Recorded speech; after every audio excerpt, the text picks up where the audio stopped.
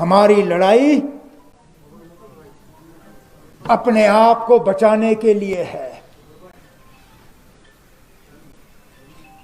हमारी तशक्कुस, हमारी पहचान, हमारी शनाख्त, हमारा आने वाला कल, ये लड़ाई उसके लिए है।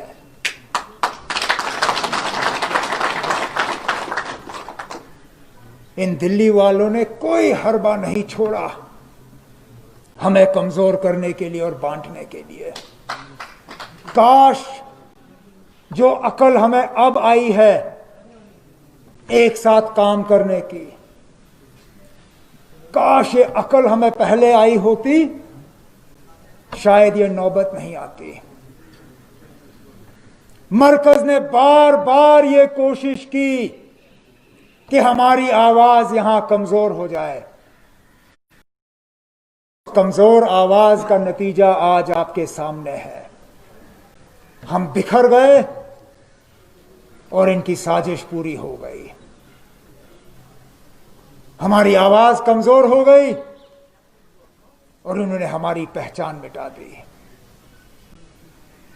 लेकिन आज भी वो लोग जो दिल्ली में कहते हैं कि हमने जम्मू कश्मीर के साथ 5 अगस्त को ये सब किया, इस रियासत को पूरी तरह इस मुल्क के साथ मिलाने के लिए, आज भी वो हमारे साथ फर्क करते हैं। नहीं तो मुझे बताइए, कल जो जमीन के लेन देन के कानून यहां बनाए गए, इससे मजबूत कानून तो और रियासतों में है। आज भी इस मुल्क का बाशिंदा आजादी से हिमाचल प्रदेश में जमीन नहीं खरीद सकता। लक्षद्वीप, अंडमान निकोबार, नागालैंड, मेघालय, सिक्किम में कितनी रियासतों के नाम लूं जहां इस मुल्क का बाशिंदा जमीन नहीं खरीद सकता। लेकिन पता नहीं हम जम्मू कश्मीर के लोगों का क्या कसूर है कि अंधाधुन इजाजत दी गई यहां लोगों को आने की और जमीन खरीदने की। और जब हम इसके खिलाफ आवाज उठाते हैं तो हमें कहा जाता है आप एंटी नेशनल हो, आप मुल्क के खिलाफ बात कर रहे हो। जनाब, जो हम बात कर रहे हैं वो इस मुल्क के आईन में ही तो दर्ज था। जो हमसे 5 अगस्त 2019 को छीना गया, वो किसी और मुल्क के आईन में दर्ज नहीं था, वो इसी मुल्क के आईन में दर्ज था। अगर जम्मू कश्मीर को वो खसूसी दर्जा नहीं दिया होता, क्या पता 1947 में क्या अलग कहानी बन जाती। कानून को आज बदलने का काम हुआ। उनकी शुरुआत नेशनल कॉन्फ्रेंस ना आजादी के बाद नहीं हुई। जिन कानून को परसों तहस नहस किया गया, उनकी शुरुआत तो महाराजा साहब ने की थी। जिस महाराजा के मूर्ति के सामने परसों ही बीजेपी ने जम्मू में प्रोग्राम किया, उसी महाराजा साहब के कानून को इन लोगों ने तहस नहस किया। और हम एंटी नेशनल, ये दिल्ली वाले जब नागालैंड वालों से बात करते हैं, जिस नागालैंड का लीडर ये कहता है कि ना हमें हिंदुस्तान का आईन मंजूर है, ना हमें हिंदुस्तान का झंडा मंजूर है, ना हिंदुस्तान की सालमियत मंजूर है, उनके साथ तो आप बातचीत करते हो। उनका नाम तो मैं आपके टीवी चैनलों पे नहीं देखता हूं, ये कहते हुए कि ये जी देशद्रोही है, एंटी नेशनल है।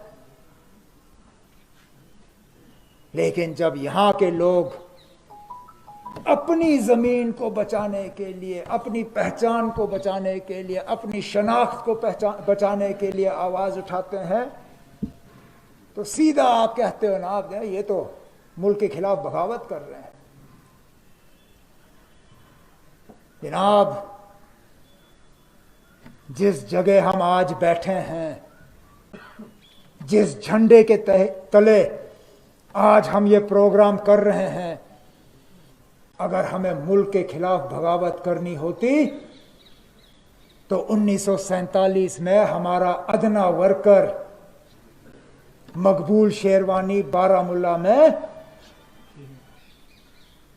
वो रोल अदा नहीं करता जिसके लिए आज भी उन्हें सराहा जाता है। मास्टर अब्दुल अजीज, अरे ना, मैं किन किन लीडरों का और वर्करों का नाम लूं जो पिछले 30 साल में गोलियों के शिकार हुए, ग्रेनेड के शिकार हुए, माइन ब्लास्ट के शिकार हुए, क्योंकि हमने बार बार कहा कि जो हमने हासिल करना है पुरअमन तरीके से आईन के तहत हासिल करना है। आज हमें धकेला जा रहा है। आज यही लोग हमें कह रहे हैं कि हमारा रास्ता गलत था। समझ में नहीं आता आप लोग हमसे क्या कराना चाहते हो। नहीं तो मुझे बताइए, ये अलग अलग तराजू में तोलने का क्या मतलब है। कल एक पार्टी के वर्करों को जम्मू में पुरअमन तरीके से जुलूस निकालने की इजाजत दी जाती है इन नए जमीन के कानून के खिलाफ। पुरअमन तरीके से निकले, नारे निकाले, जुलूस किया और गए वापस। आज उसी तंजीम ने श्रीनगर में पुरअमन तरीके से एक जुलूस निकालने की कोशिश की और क्या किया आपने? वर्करों को उठाया, कोठीबाग पुलिस थाने में बंद किया। आखिरकार बताइए, आप हमसे चाहते क्या हो? क्या आप वाकई चाहते हो कि हम मेन स्ट्रीम छोड़ दें? जिस चीज के लिए हमने 30 साल यहां कुर्बानियां दी, क्या आप चाहते हो कि हम वो छोड़ दें? कोई समझाए मुझे, ये कहां पे लिखा है कि आईन के तहत पुरअमन तरीके से अपना हकूक हासिल करना गैर कानूनी है या एंटी नेशनल है?